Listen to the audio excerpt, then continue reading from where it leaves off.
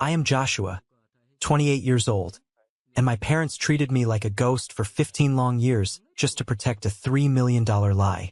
Before I tell you about the exact moment I finally blew their perfect little world apart, let me know where you guys are watching from down in the comments section.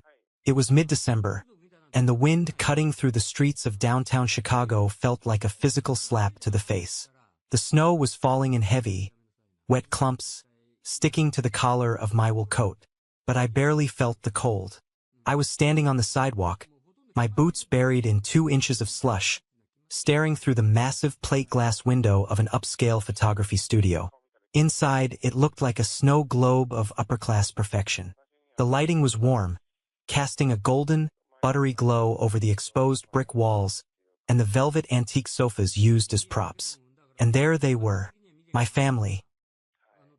My mother, Victoria, was adjusting the collar of her tailored burgundy dress.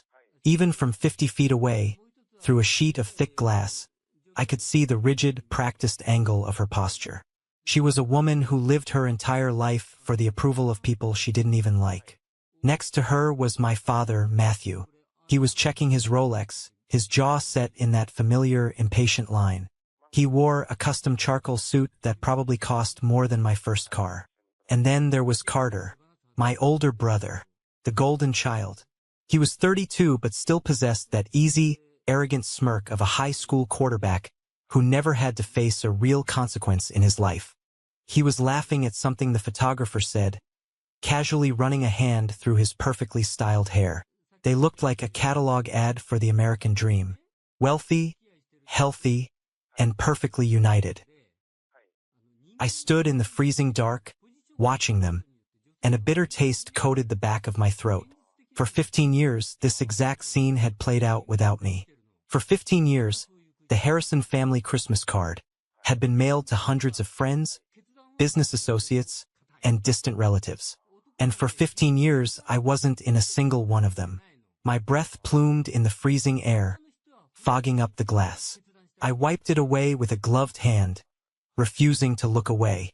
I wasn't that little kid anymore. I wasn't the 18-year-old boy who used to cry in his bedroom, wondering what was so fundamentally wrong with him that his own parents didn't want him in their memories. I checked my phone. It was 6:45 p.m. I was supposed to walk through those heavy glass doors in 15 minutes. Mother had called me 3 weeks ago, her voice dripping with a sickly sweet honey that immediately set off alarm bells in my head. "Joshua, darling," she had said, as if we spoke every day and not once every 6 months. "We are doing our annual holiday portraits. We absolutely need you there this year." I had almost dropped the phone. The invitation was so unexpected, so entirely out of character, that my first instinct was to hang up. Why now? Why, after a decade and a half of treating me like an embarrassing secret, did they suddenly need my face on their expensive, glossy cardstock? I knew the answer now. I knew exactly why I was invited. I reached into the deep pocket of my coat, and my fingers brushed against the thick, hard edge of a leather-bound photo album I had brought with me. It was heavy. Heavy with 15 years of exclusion. Heavy with lies. Watching them laugh inside that warm, bright room, I felt my heart thudding against my ribs, a slow, steady drumbeat of pure adrenaline. They thought I was coming here to play my part. They thought I was finally going to fall in line, put on a fake smile, and help them secure their massive payday. They thought I was a prop. I took a deep breath, the icy air stinging my lungs. I didn't push the front door open. Instead, I stepped back from the window, pulling my collar up against the wind, and walked toward the dark, narrow alleyway that led to the studio's side entrance. It was time to show them that the ghost they created had finally come back to haunt them. But to understand how we got to this freezing alleyway, and why the stakes were worth millions of dollars, you have to understand how the erasure began. You have to go back to the morning my father looked me dead in the eye and told me I wasn't good enough to be a Harrison. It happened when I was 18. It was a Saturday morning, early November. I remember the smell of burnt toast and expensive dark roast coffee filling the kitchen. I was sitting at the granite island, nervously picking at the edges of a college brochure. Mother swept into the kitchen holding a stack of clothing swatches. "All right, boys," she announced, not looking at me but directing her gaze toward Carter, who was scrolling on his phone. The studio is booked for 2 o'clock. We are wearing navy and cream this year. Carter, wear the cashmere sweater your father bought you. I perked up. My chest felt tight with excitement. Up until that point, our family photos were just candid snapshots taken on vacations. This was our first professional, coordinated studio shoot. I had never been part of something like that. I rushed upstairs, tearing through my closet to find my best clothes. I didn't have much. I mostly bought my clothes from thrift stores because my parents always claimed money was tight when it came to my expenses, but I found a decent navy button-down shirt and ironed it twice to make sure the collar was perfectly crisp.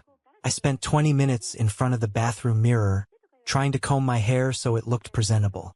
I just wanted to look like I belonged. When I walked downstairs, Mother and Father were putting on their coats in the foyer. Carter was already outside, warming up Father's luxury sedan. Mother stopped. She looked me up and down, her eyes narrowing slightly, taking in my slightly faded thrift store shirt and my worn-out dress shoes. A tight, strained smile stretched across her face. It was the smile she used when dealing with a slow cashier at the grocery store. "Oh, Joshua," she said softly, "you put on a nice shirt." "You said navy," I replied, suddenly feeling very self-conscious. "For the photos, right?" she said, adjusting her pearl earrings. "About that. You're just coming to watch today, sweetie." The words didn't compute at first. "Watch? What do you mean watch? It's a family photo." Father stepped forward. He was an imposing man, tall with broad shoulders and a face that rarely showed any warmth. He grabbed me by the upper arm, his grip hard enough to bruise, and pulled me a few steps away into the hallway.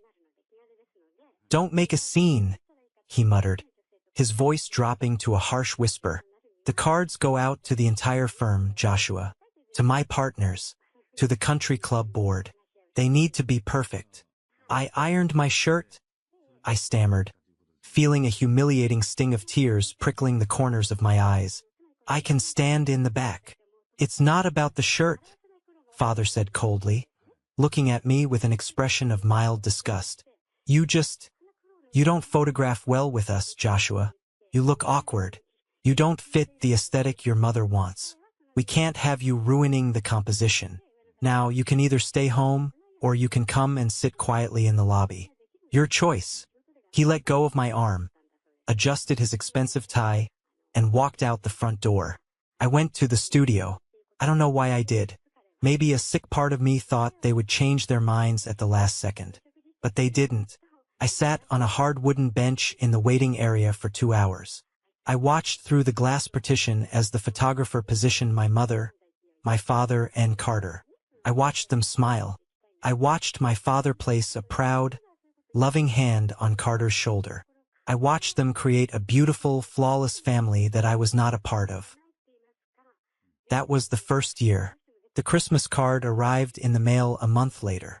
"Merry Christmas from the Harrisons." The gold foil lettering read.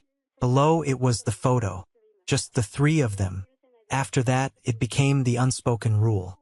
My erasure was complete. When I went off to a local state college, I worked 2 brutal jobs, flipping burgers at a greasy diner until 2 a.m.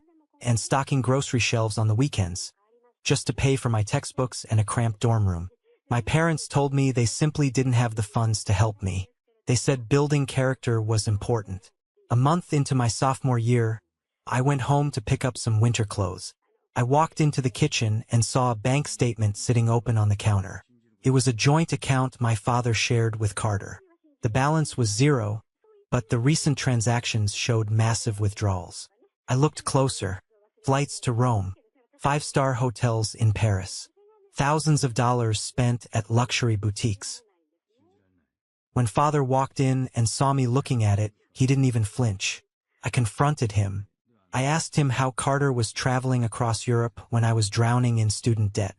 Father just poured himself a cup of coffee. "We used the college fund," he said casually. "My college fund?" My voice shook. "It was a joint fund, Joshua. Carter passed his freshman year. We felt he deserved a reward for his hard work. You chose a cheaper state school, so you didn't need it as much. My jaw clenched so hard my teeth ached. He hadn't just drained the account. He had stolen my future to pay for my brother's vacation. The final nail in the coffin was my college graduation. I graduated with honors. I was the top of my graphic design program. I invited my parents. They showed up late, missing me walking across the stage. After the ceremony, we stood on the lawn. Carter had tagged along, complaining about the heat. Mother took out her expensive camera. She snapped 20 photos of Carter standing next to a statue on campus. She took photos of father. She took photos of the two of them together.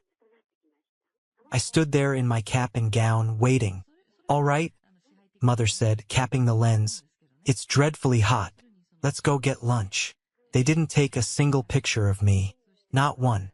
I realized then that to them, my achievements meant absolutely nothing. I was a ghost, and if I wanted to survive, I had to stop haunting their house and go build my own. So I packed my bags, moved out, and didn't look back.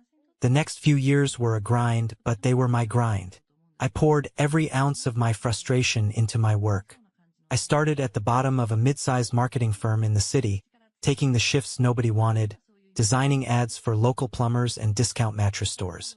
I kept my head down, sharpened my skills, and eventually, the hard work paid off.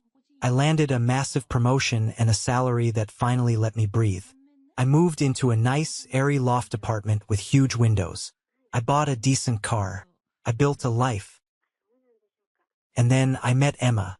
Emma was a project manager at a firm we collaborated with. She was brilliant, funny, and possessed a quiet strength that grounded me. We connected instantly. On our third date, we were sitting in a small, dimly lit Italian restaurant, sharing a bottle of wine. She was telling me about her chaotic, loud, deeply loving family in Ohio. "What about you?" she asked, resting her chin on her hand, her warm brown eyes locking onto mine. "You never talk about your parents. Got any pictures?" I froze.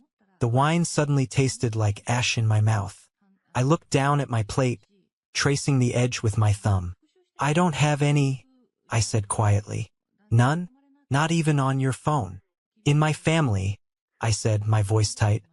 "I'm the one who doesn't get to be in the pictures." I braced myself for the pity, or worse, the probing questions. But Emma didn't push. She just reached across the table, placed her hand over mine, and gave it a gentle squeeze. In that simple touch, I felt more genuine affection than I had in 20 years in the Harrison household. With Emma, I wasn't invisible. Life was finally good. I was respected at work. I had a major client, a guy named Julian who ran a huge tech startup, who practically treated me like a partner. He constantly praised my vision and insisted on working only with me. For the first time, I knew my worth. Then came November. I was sitting in my living room, sketching out a logo concept, when my phone buzzed. The caller ID flashed Mother. I stared at it. We hadn't spoken in 6 months, not since a brief, forced 5-minute phone call on my birthday. I almost let it go to voicemail, but some morbid curiosity made me swipe accept. "Joshua, darling." Her voice was shrill, buzzing with an artificial enthusiasm that made the hairs on my arms stand up. "How are you? You never call us anymore." I kept my voice flat. "I'm busy, Mother. Work is demanding." "Well, you simply must make time for family," she chided playfully.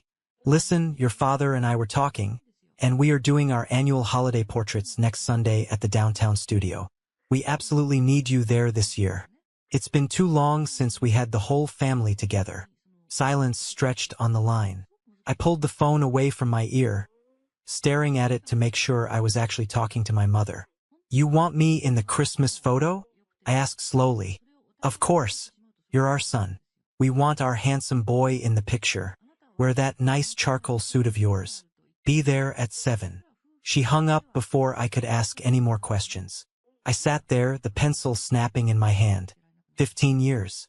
15 years of being told I ruined the aesthetic, that I didn't fit, that I was an eyesore. And now, suddenly, I was the handsome boy they desperately needed. Something was deeply, fundamentally wrong. My parents didn't do anything without a calculated reason. There was an angle. I just had to find it. The next morning, I called Aunt Clara. Clara was my mother's younger sister, but they couldn't have been more different. Clara was a retired public school teacher, kind-hearted but deeply timid. She had gone through a brutal divorce and a nasty custody battle a decade ago, which had left her financially ruined. She lived in a modest duplex just a few blocks from my Grandma Amelia, my father's mother. Clara had stepped up to take care of Grandma when her health started failing, mostly because my parents couldn't be bothered. "Aunt Clara," I said when she answered. "Mom just invited me to the family photo shoot. What's going on?" I heard a sharp intake of breath on the other end of the line. Then, the sound of quiet sobbing. "Clara, are you okay? What happened?" "Oh, Joshua," she wept, her voice trembling. "It's your grandmother. She's in hospice care. The doctors say she only has a few weeks left." My stomach dropped. "What? Why didn't anyone tell me?" "Victoria forbade it," Clara choked out. "Your mother told me not to bother you. Joshua, your grandmother's estate, her inheritance, is massive. Over $3 million plus the old estate." "I don't care about the money, Clara. I care about Grandma." "I know, honey, I know. But your parents do. Grandma Amelia has been reviewing her will with her lawyer, Mr. Sterling. She noticed you haven't been in a single family photo for years. She asked your mother why you never visit her anymore." I gripped the edge of my desk, my knuckles turning white. "And what did my mother say?" "She lied, Joshua. She told Amelia that you turned your back on the family, that you were arrogant, obsessed with your city life, and refused to have anything to do with them or her." Clara blew her nose. "Grandma was heartbroken. She told your parents that if the family was truly broken, she was going to leave the entire inheritance to charity. Your mother panicked. She promised Grandma that it was a misunderstanding, and to prove it, she swore you'd be front and center in this year's Christmas card." A cold, dark fury began to pool in my chest. "They need me to secure the $3 million. "Yes," Clara whispered. "And Joshua, there's something else. Grandma didn't forget you. She wrote to you every month for the last 10 years. She sent letters, birthday cards, little checks. She thought you were ignoring them." "I never got a single letter," I said, my voice turning to ice. "I know. Your mother intercepted them. She kept them in a lockbox in the attic of your old house. She wanted to isolate you so you wouldn't get a cut of the estate." The silence in my apartment was deafening. The betrayal was so profound, so absolute, it felt like I couldn't breathe. My mother hadn't just erased me from photographs. She had actively sabotaged the only real family connection I had left, all for money. I thanked Aunt Clara and hung up the phone. I didn't cry. I was far past crying. I stood up, grabbed my coat, and walked out the door. The ghost was going to crash the photo shoot. I knew my parents' schedule perfectly. Every Tuesday afternoon, Mother had her country club luncheon, and Father was at his law firm. The house in the suburbs would be empty. I drove out there, my jaw set, my mind racing. I parked a block away and walked to the house. I still had the spare key I'd kept on my keychain since high school, a habit I had never bothered to break. The lock clicked, and I stepped into the sterile, immaculate foyer. It smelled like lemon polish and expensive potpourri. It didn't smell like home. I didn't waste time. I went straight up the stairs, pulled the cord for the attic stairs, and climbed up into the dusty, suffocating heat. The lockbox Clara mentioned was exactly where she said it would be, shoved behind a stack of old winter coats. I used a heavy flathead screwdriver from my car to pry the cheap padlock open. Inside were stacks of envelopes, hundreds of them. My hands shook as I picked up the top one. It was addressed to me in Grandma Amelia's shaky, cursive handwriting. I tore it open. "My dearest Joshua," the letter read, "I haven't heard from you since graduation. I hope you are doing well in the city. I am so proud of you. Enclosed is a little something for groceries. Please come visit your old grandma. I miss you." There was a crisp $50 bill inside. I opened another, and another. 10 years worth of love, of reaching out, of confusion and eventual heartbreak from an old woman who thought her grandson had abandoned her. And my mother had sat on them like a dragon guarding stolen gold. I packed every single letter into a duffel bag and climbed down from the attic. But I wasn't done. I went into Father's home office. He kept meticulous records. I opened his filing cabinet and found exactly what I was looking for. The folder labeled holiday cards. Inside was a pristine copy of every single Christmas card they had sent out for the last 15 years. I took them all. For the next 3 days, I barely slept. I sat at my drafting table, not working on client projects, but working on my masterpiece. I went out and bought a beautiful, heavy, leather-bound photo album. On the first page, I placed the Christmas card from when I was 18, the one where they looked so perfect without me. Next to it, I glued a photo I had taken of myself that same year, standing in my greasy diner uniform, exhausted and alone. Below it, I wrote, age 18. Excluded because I didn't photograph well. I did this for every single year. A pristine family card on the left, a reality check on the right. Me studying alone in the library. Me holding my diploma by myself. Me working late nights at the design firm. In the back half of the album, I attached all of Grandma's intercepted letters. I highlighted the dates. I included a printed timeline of exactly where I was living during those years, proving that the letters had been mailed to my parents' house, where I no longer resided. It was a weapon, a beautiful, undeniable weapon constructed from their own lies. When Sunday evening finally arrived, I put on my best charcoal suit. Emma helped me adjust my tie. She knew everything. She looked at me, her eyes fierce and supportive. "Are you ready for this?" she asked softly. "I've been ready for 15 years, I replied. I drove to the studio downtown. The snow was falling heavily, but my mind was crystal clear. I purposely arrived 30 minutes early. I knew David, the sleazy studio manager who always fawned over my parents' wealth, would be setting up in the main room. I also knew that my family always arrived exactly 20 minutes early to drink champagne in the private waiting suite. I parked my car, grabbed the heavy leather album, and walked through the snow toward the studio. This is where we catch up to the beginning. Me standing outside in the freezing slush, watching them through the glass. Watching my mother adjust her dress. Watching my father check his watch, watching Carter laugh. I gripped the album tighter, walked down the dark alleyway, and slipped quietly through the side door. The hallway was dimly lit and smelled of ozone from the camera flashes and expensive perfume. I crept down the carpeted hall toward the private waiting suite. The door was cracked open just an inch. I pressed my back against the wall and listened. The storm was about to break. Inside the waiting suite, the clinking of champagne flutes echoed sharply. "Is he actually going to show up?" It was Carter's voice. He sounded annoyed, like my mere existence was an inconvenience to his evening. "I can't believe we have to drag him into this. It ruins the whole aesthetic we've built." My mother sighed, a theatrical sound of long-suffering patience. "Calm down, Carter. He confirmed yesterday. It's just one photo shoot.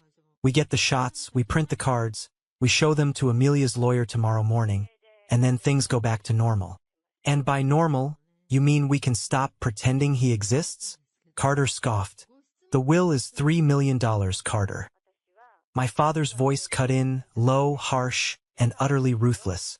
"Plus the estate properties. We play nice for 1 hour. You smile, you put your arm around your brother, and we secure the bag. If we don't produce a photo proving we are a united front, that crazy old bat is going to leave it all to some wildlife sanctuary." I stopped breathing. Hearing it from Aunt Clara was one thing. Hearing it straight from my father's mouth, hearing the cold calculation of treating me like a pawn to steal a dying woman's money, sent a shockwave of pure rage through my system. "So Joshua's just a prop?" Carter asked, chuckling darkly. "A very poorly dressed prop?" My mother laughed softly. It was an ugly, cruel sound. "He's always been a prop, sweetie. He just never knew it. Honestly, David said if he doesn't show, he can just Photoshop an old picture of him into the back row." But Mr. Sterling wants recent proof. So we endure him for an hour. My chest heaved. I looked down at my hands. They weren't shaking anymore. They were steady as stone. I didn't wait another second. I didn't politely knock. I raised my foot and kicked the heavy wooden door open so hard it slammed against the drywall with a sound like a gunshot. The room went dead silent. My mother dropped her champagne flute. It shattered on the marble floor, crystalline shards scattering everywhere. Carter jumped back, spilling his drink down his expensive cashmere sweater. My father spun around, his face instantly draining of color. I stepped into the room. I didn't yell.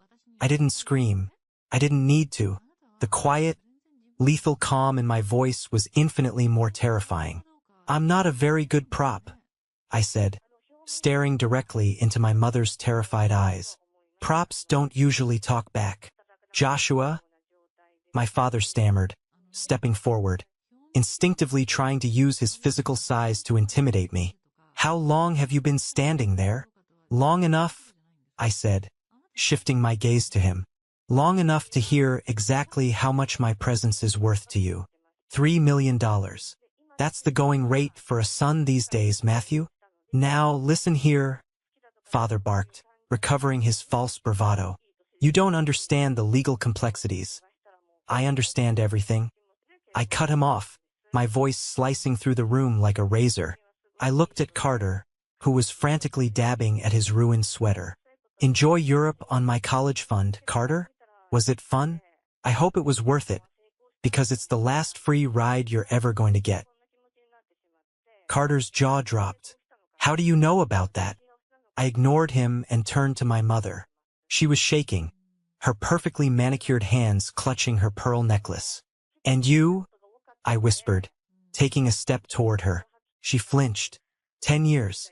10 years you stole my letters from Grandma. You let her think I hated her. You let me think nobody in this family gave a damn about me. You locked them in the attic like trash. "Joshua, please," she whimpered, her polished facade completely crumbling. She was confused. I was protecting the family interests. You were protecting your own greed. I roared, finally letting the anger crack like a whip. "You've spent 15 years trying to erase me from this family because I didn't fit your sick plastic image. Well, congratulations. You finally succeeded, because as of right now, I have no parents. I have no brother." I lifted the heavy leather album and slammed it down onto the glass coffee table. The glass didn't break, but the boom made all three of them jump. "What is that?" Father demanded, eyeing the book like it was a bomb. "That," I said, backing away toward the door, "is my Christmas card to you, and a copy is already on its way to Grandma Amelia. And to Mr. Sterling." Panic, pure, unadulterated panic, flooded their faces. "You wouldn't," Mother gasped, clutching her chest. "Smile for the camera," I said. I turned around and walked out of the suite, down the hallway, and out the front doors into the freezing night. The icy wind hit my face, but I had never felt warmer. Emma was waiting in my car by the curb. I got in, pulled her into a tight hug, and we drove away, leaving my fake family to drown in their own sinking ship. This is a moment that changed everything, when I finally regained control of my life. Thank you for your patience in getting this far. You are amazing. Please help me like the video and leave a comment with the number 1 below so I know you've been with me this far. This will not only help more people find this story, but also let me know that my experiences are meaningful to someone. Your support is the biggest motivation for me to continue sharing the rest of this journey. The fallout was immediate and it was spectacular. While I was confronting my parents at the studio, Aunt Clara was walking into the hospice care facility. I had given her an identical copy of the album 2 days prior, with strict instructions to show it to Grandma Amelia the moment I gave her the signal. As Emma drove us away from the studio, I sent Clara a single text. "Do it." According to Clara, Grandma sat in her bed, wearing her reading glasses, and went through the album page by page. She saw the 15 years of exclusion. She saw the photographs of me working in a diner while Carter was in Paris. And then, She saw the photocopies of her own letters, the ones my mother had hoarded in the attic. Clara said Grandma didn't yell. She didn't cry hysterically. She simply closed the book, took a deep, rattling breath, and asked Clara to call Mr. Sterling, her lawyer. Even on her deathbed, Grandma Amelia was a force of nature. 2 a.m. that night, my phone started ringing. The screen lit up the dark bedroom. It was Carter. I let it ring. It stopped, then immediately started again. I answered it, putting it on speaker so Emma could hear. "Are you insane?" Carter's voice exploded through the speaker, high-pitched and completely unhinged. He sounded like a cornered rat. "Do you know what you just did? Dad is having a meltdown. Mom is locked in the bathroom crying.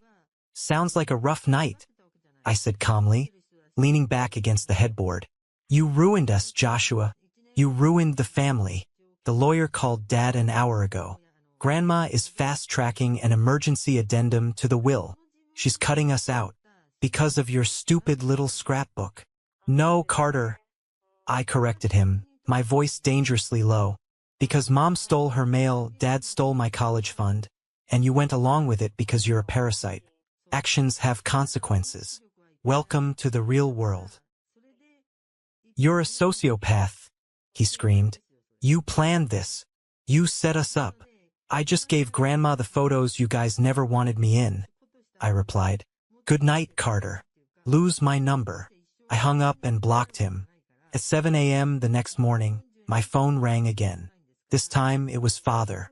I answered, stepping out onto my balcony with a cup of coffee.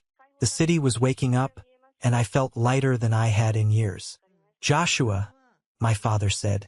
His voice wasn't screaming like Carter's.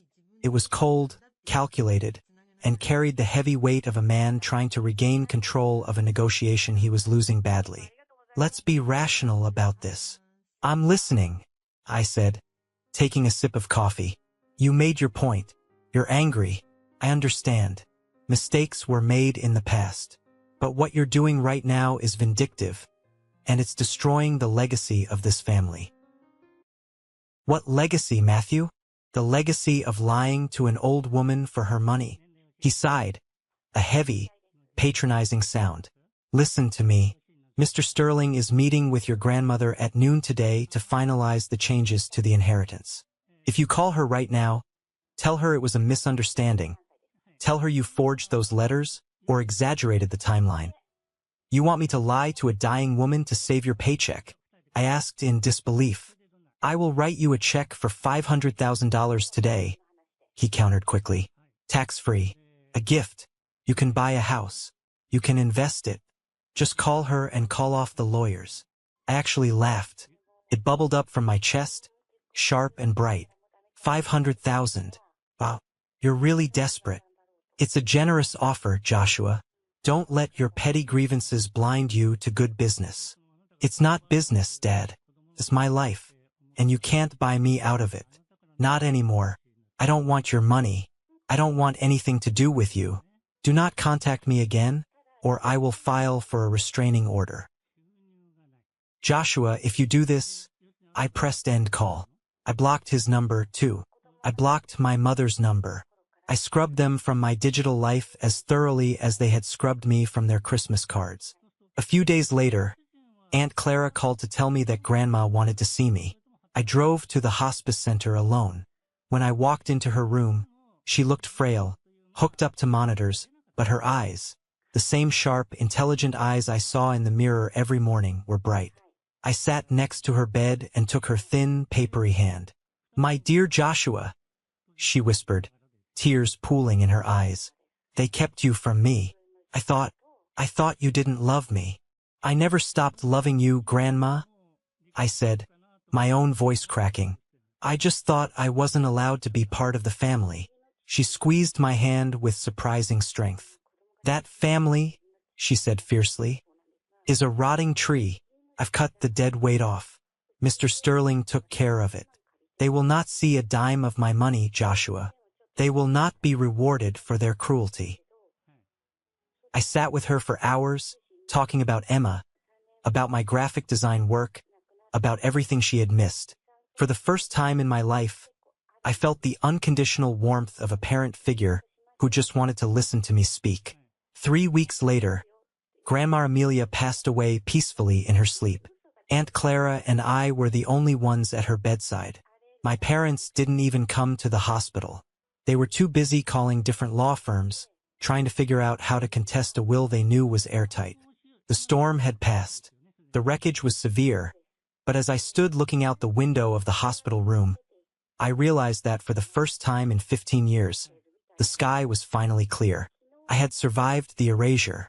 The days following Grandma Amelia's passing were a blur of quiet grief and sudden, absolute silence from the people who raised me. The funeral was a small, dignified affair held on a freezing Tuesday morning. The sky was the color of bruised iron, and the wind whipped off the lake, biting through my heavy wool coat. Emma stood by my side, her arm linked tightly through mine. Aunt Clara stood on my other side, holding a crumpled tissue. And that was it. My parents did not show up. Carter did not show up. Later, I found out through the family grapevine that my mother had claimed she was simply too overcome with sorrow to attend a public gathering. But the truth was far more calculating. My father had spent the morning of his own mother's funeral locked in conference rooms with junior partners at his law firm, desperately trying to map out a strategy to contest the will before it was even officially read. They knew a storm was coming, and they were trying to build a bunker.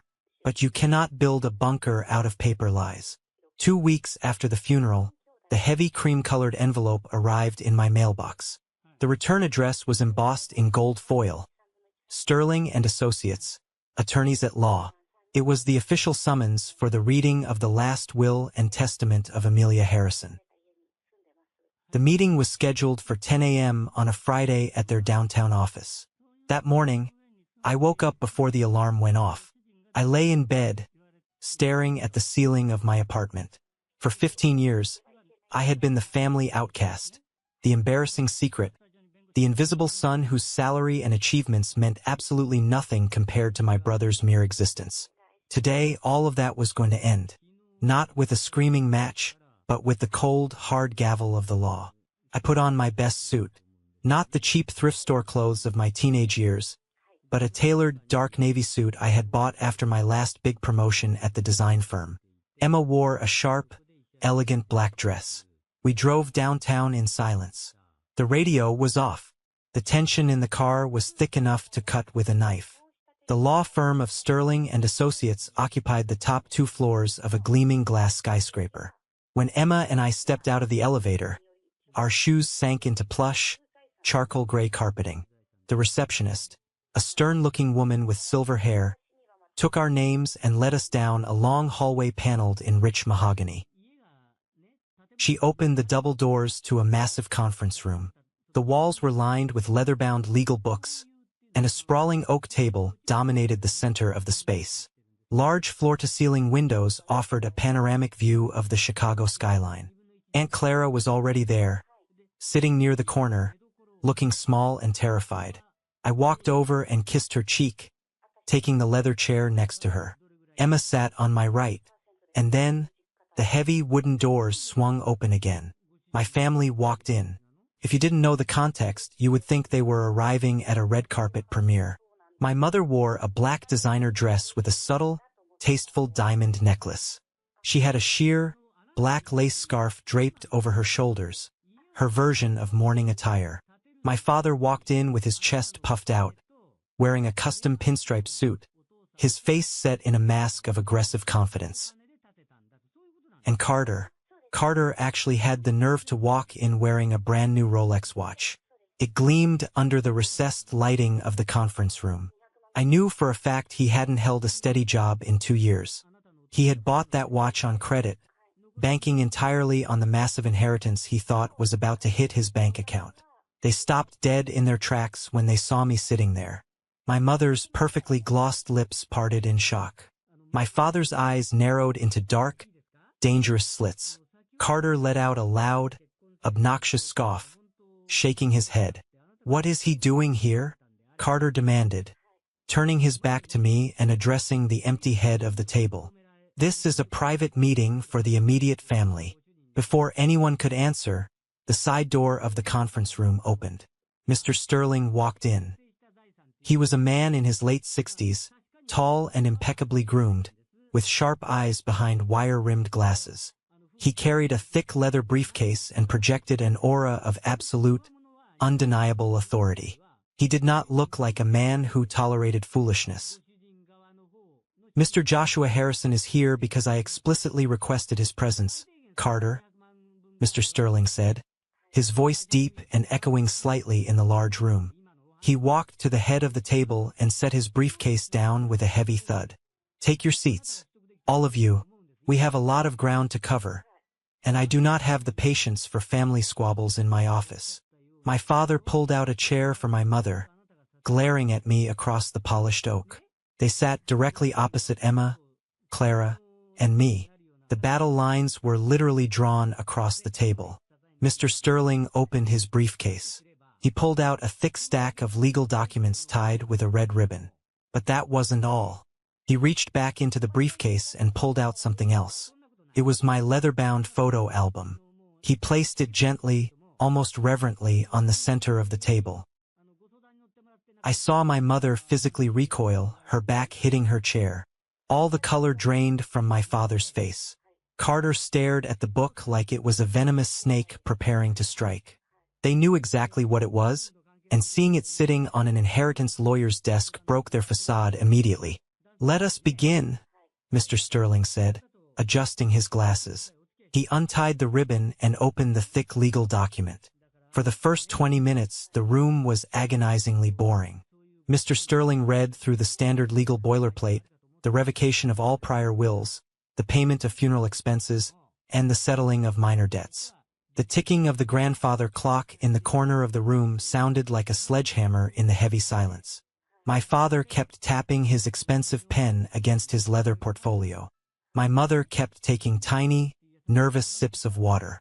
Then Mr. Sterling turned a page. The rustle of the thick paper was incredibly loud. He looked up, peering over the rim of his glasses, locking eyes directly with my father.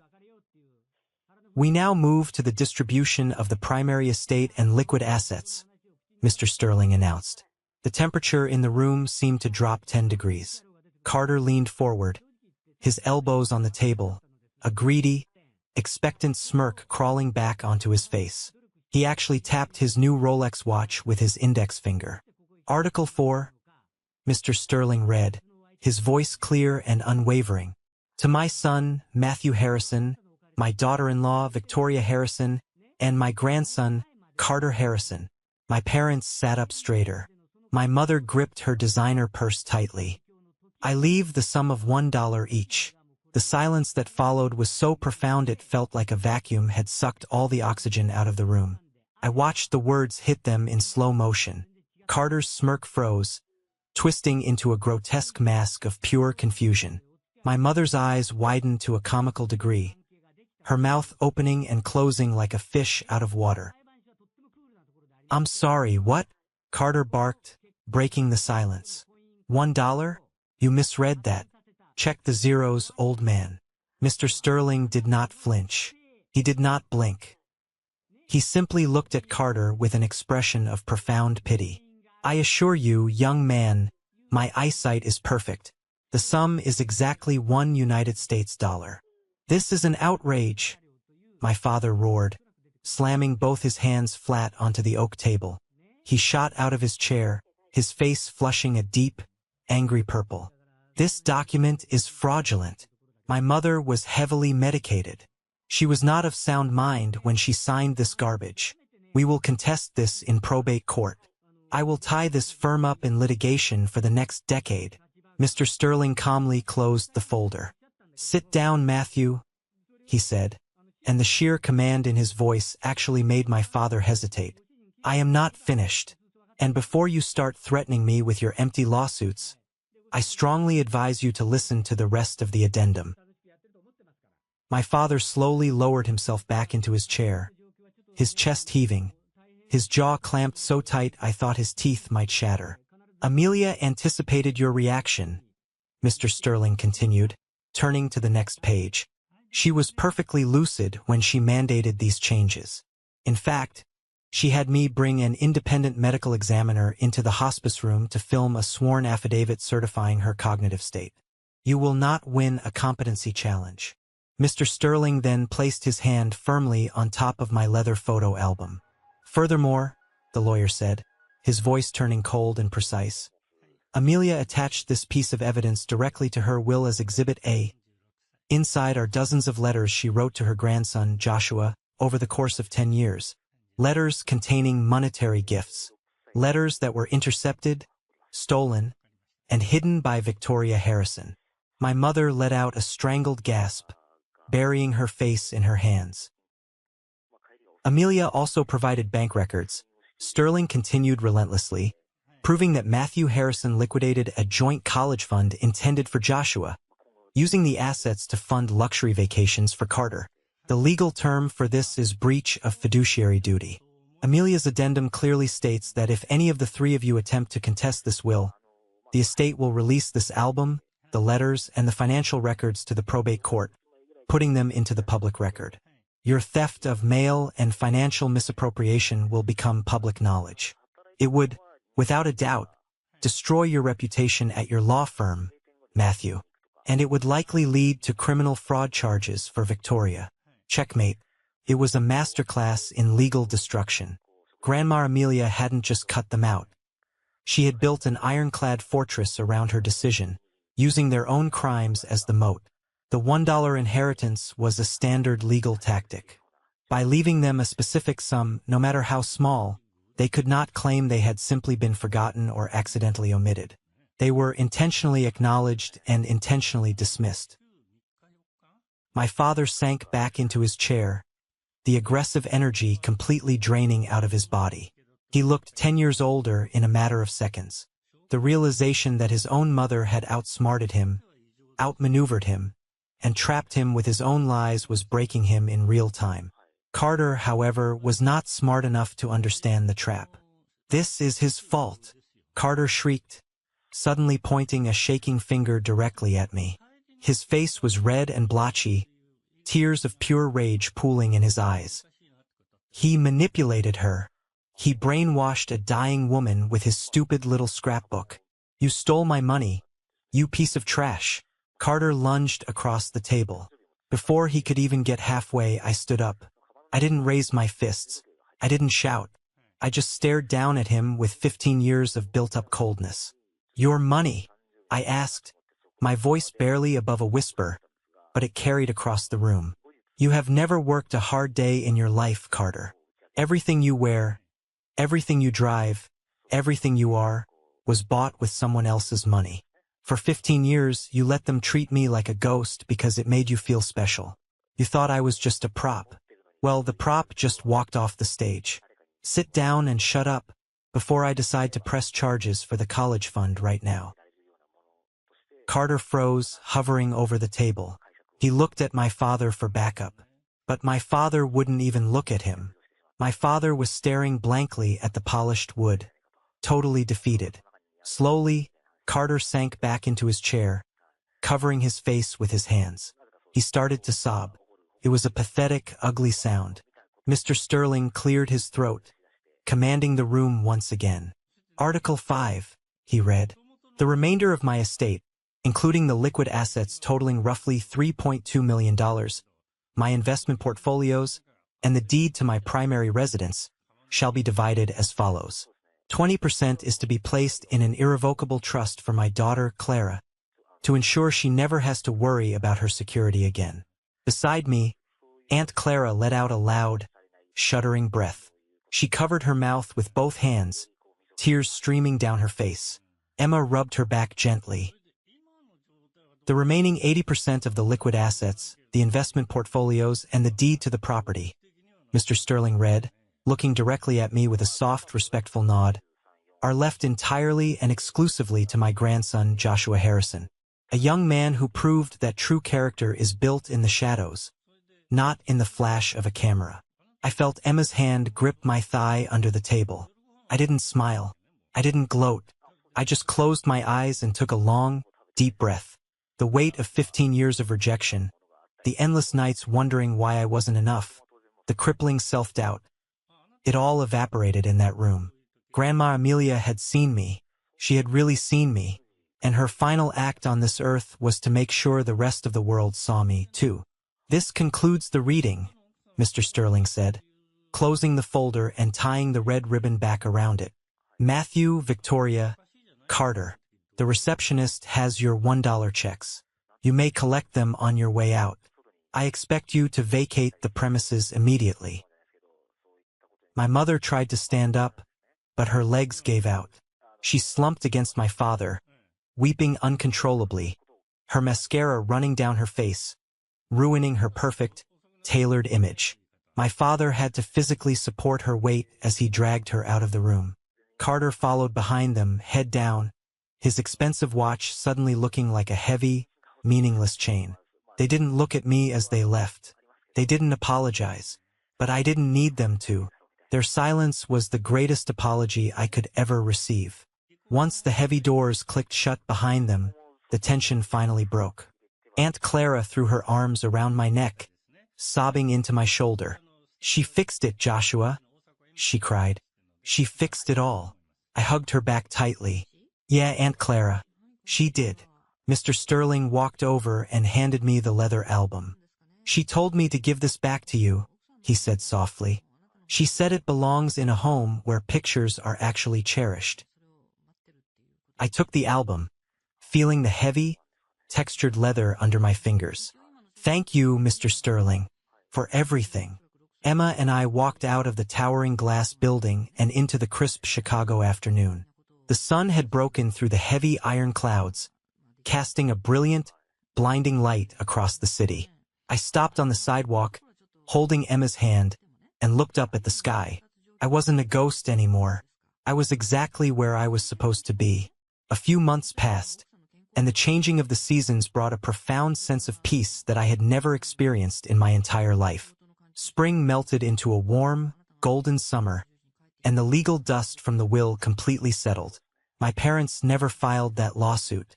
The threat of public exposure, the threat of my father's law firm finding out he had embezzled his own son's college fund, was enough to terrify them into absolute submission. They took their $1 checks, cashed them, and vanished from my life. The grapevine in our city is remarkably efficient, especially among the upper crust my mother so desperately tried to impress. Word got out anyway. Not from me, but rumors always find a way. My father's partners at the firm slowly started edging him out of high-profile cases. The whisper network at the country club turned my mother into a social pariah. People realized that their perfect, glossy Christmas cards were nothing but a smokescreen for a deeply broken, toxic household. As for Carter, reality hit him like a freight train. Without the endless flow of my parents' cash to subsidize his lifestyle, his credit cards maxed out within 3 months. He had to sell his sports car, sell the expensive watch he wore to the lawyer's office, and move back into his childhood bedroom. The last I heard, he was working an entry-level sales job he hated, finally forced to face the exact same struggles I had faced a decade ago. I didn't rejoice in their downfall. To be honest, I hardly thought about them at all. I was too busy living the life I was finally free to build.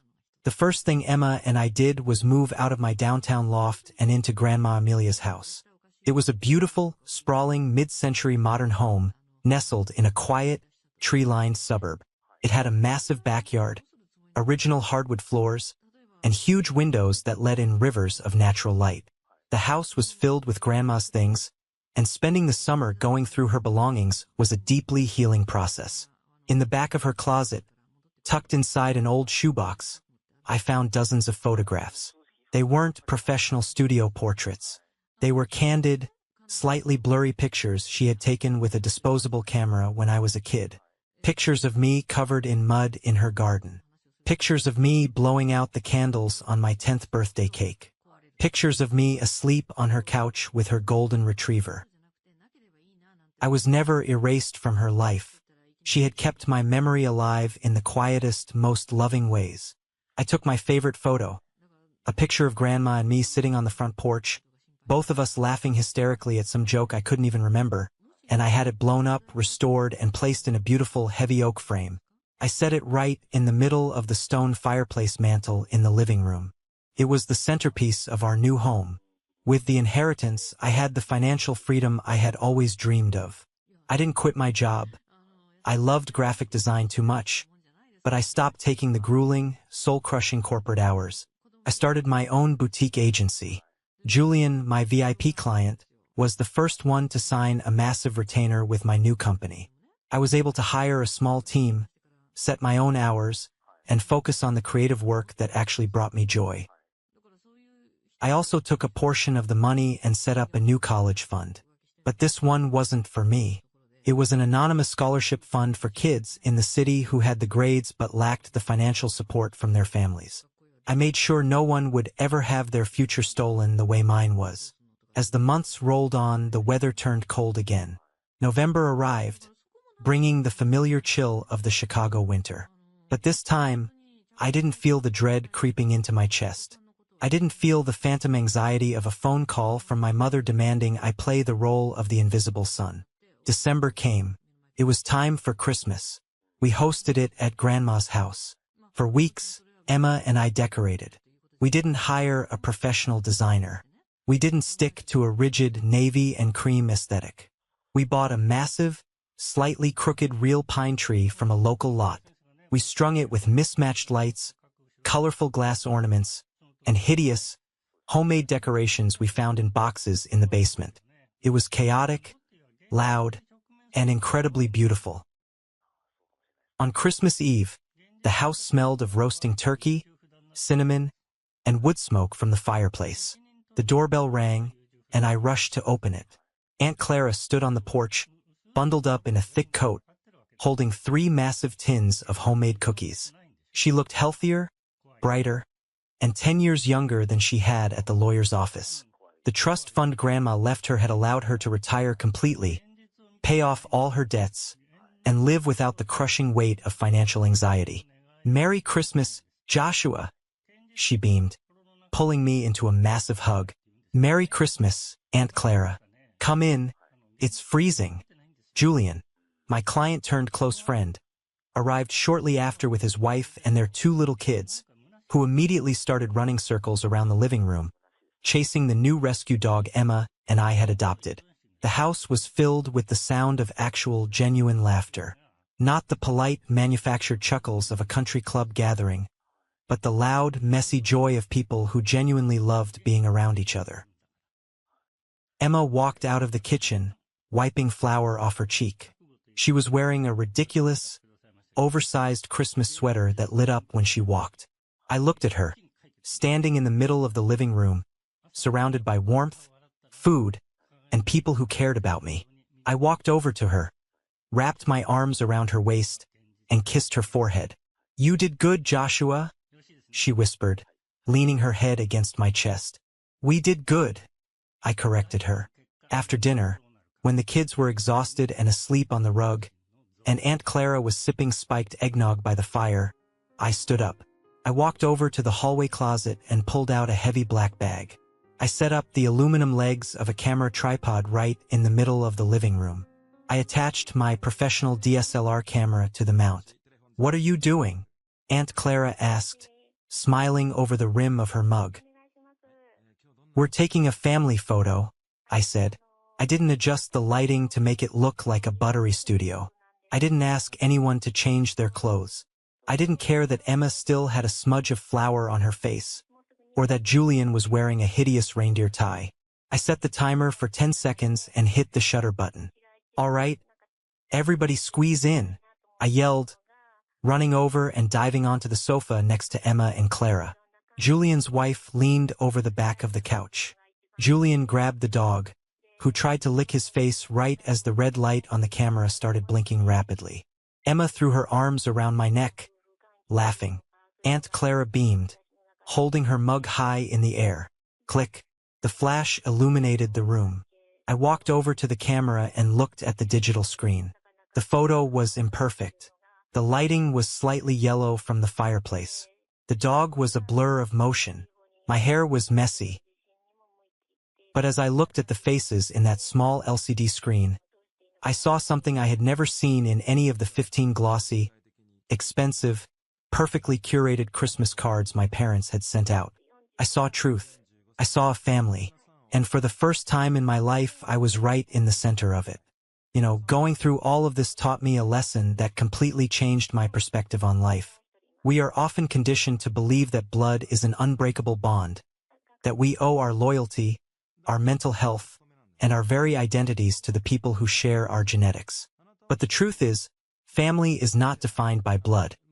It is defined by respect, reciprocity, and unconditional love.